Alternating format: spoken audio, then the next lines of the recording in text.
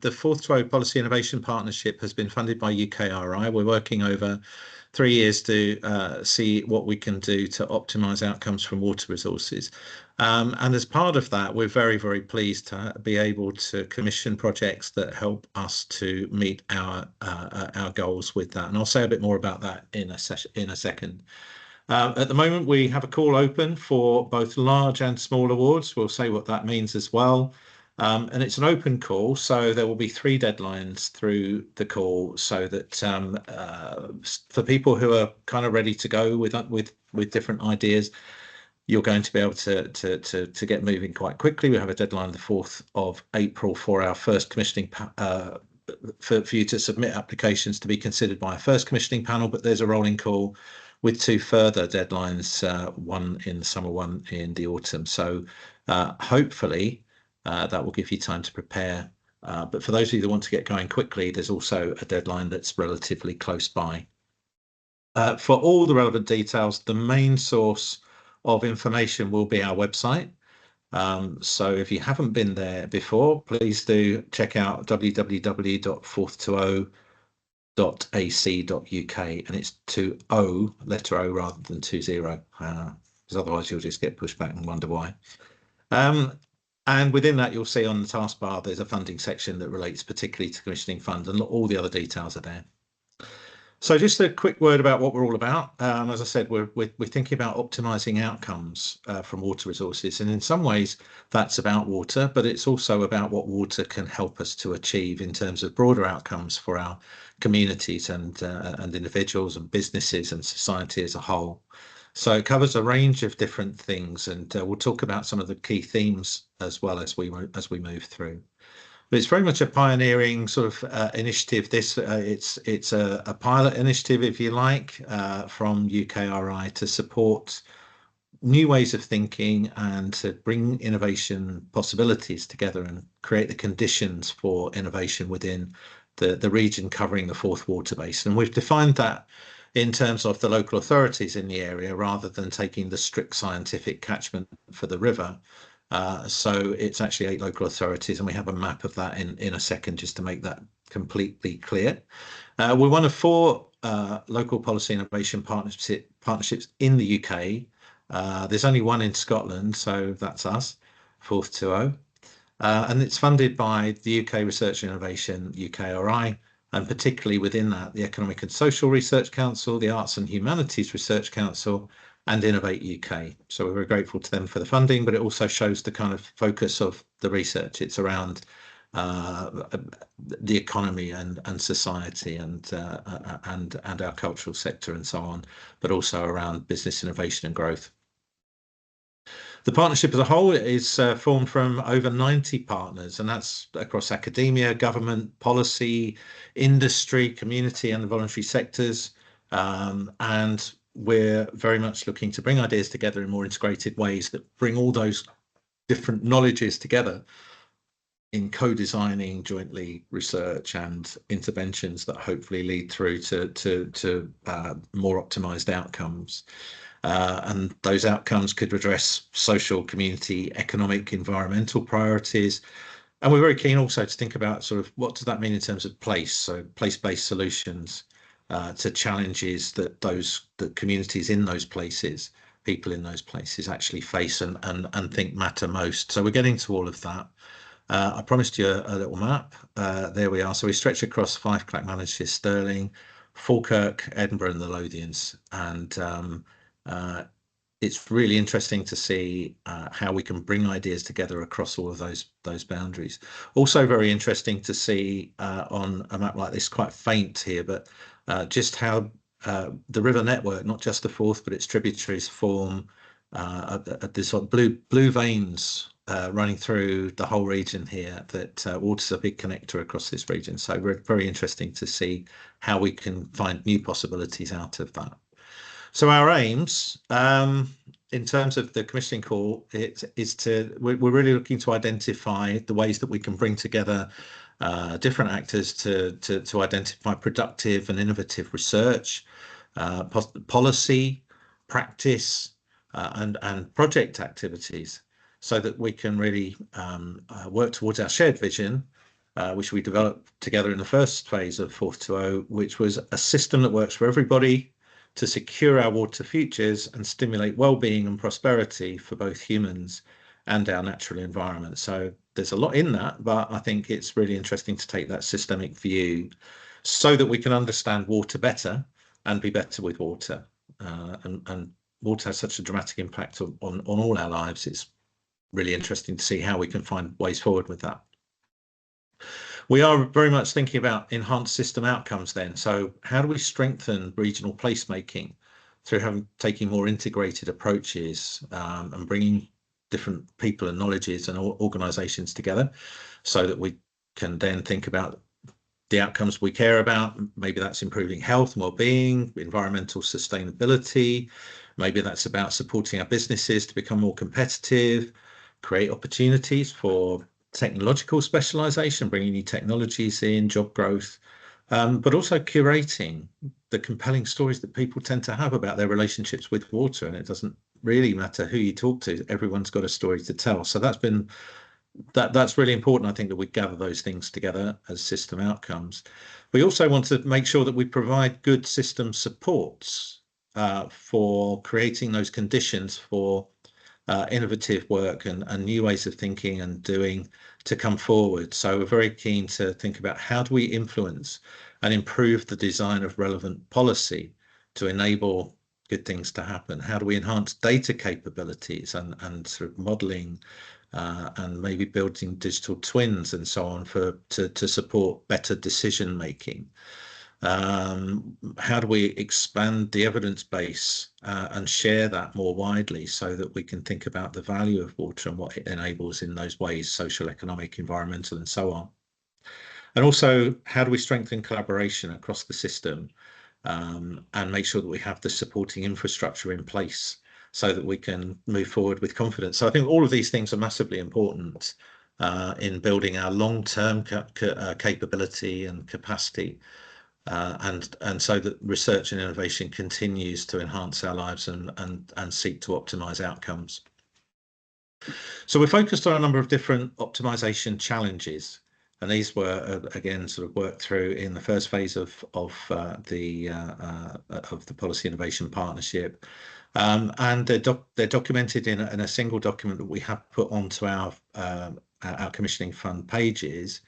So we'd very much like you to have a read through, if you're thinking about bidding for Commissioning Fund resources, to have a look at the Optimisation Challenge Themes document on our website, which gives a lot more detail. But here they are around developing policy influence, enhancing data and modelling capability, increasing productivity and value, creating connections and opportunities.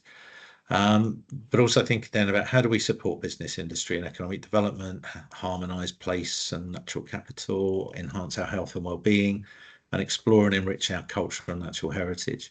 So there's a good agenda to go out there, and contributions that help us to move forward, as I say, with both the system outcomes and the system supports from that is what we're really looking for. So really looking forward to seeing people's ideas there. In terms of optimizing outcomes, then really what we're looking to do is think about the range there of themes and optimization challenges so that we can build that more robust evidence base that explore these different themes, but also that we can sort of find innovative insights and approaches that really directly address some of those challenges. And we're really looking forward to receiving proposals that are in collaboration between different partners and stakeholders that can help us to get to that new evidence, provide those insights and find new ways of doing things. So what are we offering? What awards are available and who can apply? Key questions. So just to say, I mentioned at the beginning that we have at the moment an open call for large and small awards. A large award would be between 10,000 and 100,000. And we have a total budget for large awards of just over £670,000. So it's quite a sizable amount of money. Within that, we expect to make a total of around 15 or so awards. So that will give you an idea of what we think the average award would be. But anything within that envelope is admissible. For small awards, that's in the range between £750 and £10,000, and there's a total budget there of just over £100,000. Again, we're looking maybe 12, 15 awards, 15 or plus perhaps. So that's what's on offer. There are separate call guidance documents for each of these, so please make sure you're accessing the right one, because that will give you the steer in the right direction.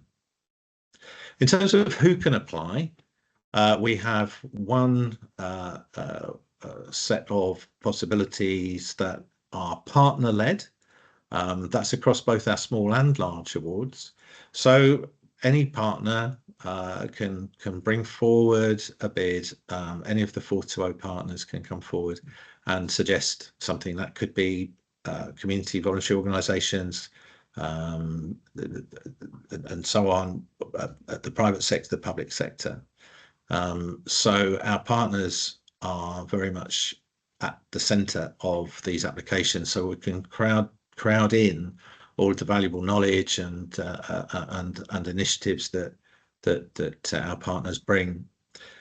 In that partner-led way of doing things, academics can be included. You may want to include an academic partner to help with particular aspects of your project, but their part of the budget for your project would be 20%, so that the majority of that is going to partners to use. There's another way where the academics actually do lead the award, but that's only available in the large awards, not the small awards. And that's where somebody from a university researcher, academic, and so on, would bring forward the bid, but the requirement there is for at least one FORTH2O partner to be included in those projects. But no matter how many of those FORTH2O partners, the total of the cost for those partners is capped at 30% in that pathway. So the detail is all in the guidance that we've provided on the website, and those guidance documents are available there to get the detail. We do want to reinforce, though, the importance of collaboration here, and that's why we're asking partners to combine together. So we're very keen that we build collaborations between people that have different skills and knowledges, so that we can apply them in interesting ways to the optimization challenges that we've identified together. So we're looking to bring forward that collaboration between different stakeholders. So for the partner-led proposals, we're looking to include a minimum of 2 project partners, i.e. the lead applicant plus one more, of which one partner should be from the core team associated with the appropriate optimization challenge for your proposal. And core team membership is whether or not you're actually attending the core team. We'd like to see the core team member maintaining at least a 50% attendance at core teams for that. For academic-led proposals, we would like to see the academic involved working with, again, with a minimum of at least one partner. It can be more, and hopefully from the appropriate core team here as well. The reason we're very keen for our core teams to help inform commissioning fund projects is that that's where lots of our discussions are happening. And if we're going to integrate across the system, it feels like that's a good transfer of knowledge from the core teams into these projects as well. So we're really keen to make sure that we capture that knowledge and bring it in to the commissioning fund projects that we provide resources for. It is possible to work with people from outside the partnership as well, so long as those criteria are met. And absolutely, we would love to see if there are other knowledges that people can bring that will add value to what we're doing. Really good. That's what we're looking for. Or at least it's one of the things we're looking for. What else might we be looking for? I think it goes without saying that the funding is competitive and there will be rigorous processes of selection. So your application needs to be of high quality, fair enough. And you should therefore sort of look to make sure that your approach is set out in a clearly defined and feasible proposal. So it has to work within the timescale that is available. And it should be something that's applicable to different geographical and social contexts as well. So if you're choosing a particular place or locality to work in, then it would be nice to see how more generally applicable your findings might be, and that you've thought about how the learning that comes from your project may be transferable to other places, or at least be helpful in informing what's going on in other places. And what we're looking for is impact as well, so that we can tell other people what we found, and other people can build on and stand on our shoulders. So I think that's really important.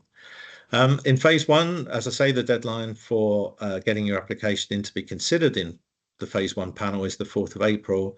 We'll prioritise urgent projects, and also if you think you're going to need a reasonably long time to complete your project, then projects of longer duration will also be part of our thinking there. In terms of the types of projects we'll fund, we've got more action-led projects, which might be demonstrators or new ideas around policy, innovative new ways of working, how we might harness data or digital or new technologies to help us see new things. It might be the co-design of new solutions and so on. It may be a helpful evaluation of a current innovation that we can find interesting learning that we can take forward into other things. Or it might be research-led, where we're actually looking to just add to knowledge, and the primary criterion would be more scientific, social scientific, if you like. In terms of scoping studies, maybe policy analysis, literature reviews, or it may involve actual empirical data collection itself. So lots of possibilities there, and we'd really like to see how people can apply themselves to the optimization challenges in bringing forward robust projects that work across these different ways of thinking and doing. There are some projects that we won't fund. So if it's a project that's solely to deliver a product or service, then that wouldn't be within scope. If it doesn't align with any of our optimization challenges, then again, it would be outside the scope of the fund.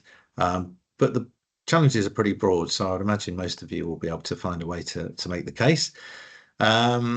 Also, projects where the key outcomes won't have those implications we were talking about spreading and knowledge and transferring knowledge and exchanging knowledge across boundaries. Also, we can't fund pre-existing activity, so anything that's happened before the Commissioning Fund project won't be admissible unless what we can find is new ways that have emerged from that pre-existing activity. So you're using that to build on with something, with a Commissioning Fund project that adds to that, so that we can see the added value. We can't core fund ongoing operations, I'm afraid, either. So that's clear too. Also, we will be looking at the feasibility. So projects that can't generate outcomes within the timescale of the Commissioning Fund, if we don't have confidence about that, then that's not going to stand in your favour either. So think carefully about that. So there are a number of key dates, and there's an application process. Some of these dates may need to be adapted, so I'm not. I think focus on the phase one dates particularly, but in general, this is where we are looking in terms of calls that close. The first phase is the 4th of April, and the phase 2 and 3 call closing dates will be somewhere around somewhere in the summer, somewhere in the autumn. So 3 different time phases, 3 different panels. It's the same call, so that's important. In terms of how to apply, the most direct way of doing that is just to go straight to our Commissioning Fund page on the website. Do please make sure to read the call guidance for whichever scheme you're applying under, the large or small, and also to read that optimization challenge theme document, because that will help you to understand what we're looking for under each of the optimization challenges. Each submission, each application should have 1 lead applicant. So if you're forming an alliance or a coalition together with others, then that's fine. But one lead applicant should be the one that submits, and they will take on the responsibility for the application. There's an online application form which you'll find on the website, but also a number of attachments. It might look a bit like there's a long list here, but don't worry, they're relatively straightforward. And it's just a question of working your way through them, and we would like you to attach that to your application as well. If you are selected for funding, then there may be some additional documentation that we may ask for. So what we're doing is trying to get everything that we can up front to make sure that we can streamline that process and get you moving as quickly as possible once the award has been made. So the scoring criteria, 40% will be around the relevance to what FORTH2O is looking to do across its optimization challenges and optimizing outcomes. 40% will be around the methodology and approach that you've put forward. So is it ambitious enough to provide good results? And is it achievable over the time frame, as we talked about? There's 20% then that will be about the team and the experience and the collaboration that's being brought together, the combination of skills and knowledges and experience and so on, and a clear specification of the kinds of roles and tasks that will be taken on within the team, including the leadership of the project. And across all of that, we'll be looking to see how considerations of equality, diversity, inclusion, and environmental sustainability have been thought through and written into applications as well. There'll be a first phase of assessment, first stage, where we make sure that you have met the eligibility criteria. Once we are satisfied that you have, then your proposal will go on to an independent reviewer assessment. So there'll be your application will be assessed by a number of reviewers who will rate the applications independently according to those criteria, and then we'll come together to discuss the relative scores that people have got, and to make decisions about who will actually be funded. So that commissioning panel assessment will be really important. And at that stage, we may feel that we want to request minor changes to what you've suggested in terms of your methods or the scope or whatever, if you were offered funding. And if we feel that we might like to request those changes, then they may become conditions of acceptance. So it's up to you to work with us to see how we can strike the balance. We may also partially fund projects for things as well. So just be aware of that, and we'll let you know as things come on. So hopefully that gives you a good overview. There are a few additional considerations just to take into account, and then we'll open things up for questions. So just to say, engagement, dissemination, and impact is really important. We really want to get the message out. So I think having something in your strategy, in your proposal, to show how you're going to get the message from your project out would be really important. If you're going to be working with human participants and empirical data collection as well, then we need to think about the governance of that and how we work to research ethical standards. Some of you may be familiar with that and already use relevant standards. Otherwise, it may be that we need to look at how we can engage and provide advice from the university around that and processes there. There is a condition in our funding that we have to make outputs open access, and that will also apply to the commissioning call. So all data and outputs would need to be lodged in an open source repository. And branding is also important here. I think there's a sense that all the outputs from your projects, the commissioning fund projects, should acknowledge that the funding's been provided by both FORTH2O and UKRI, so that the co-branding is evident. There'll be some deliverables along the path. The frequency of those will depend on the length and size of your project. So there is a payment and reporting schedule scenario that would show you what the expectations there will be. Of course, We would normally expect a final report as well, so that we can share that with others, and you can share that with others. Maybe maps where they're relevant, applicable. But we'd also very much appreciate a presentation at one of our whole partnership events that we'll be running in 2026. So there's a few opportunities for that to happen as well. And reporting on milestones will be aligned to financial payments. So again, the payment and reporting schedule scenario will show the way that will be organised. Just to say that spending needs to be incurred by your project end date, which is the one that you specify in your project, and none of those project end dates should be later than 31st of August next year. So bear that in mind in terms of what you apply for.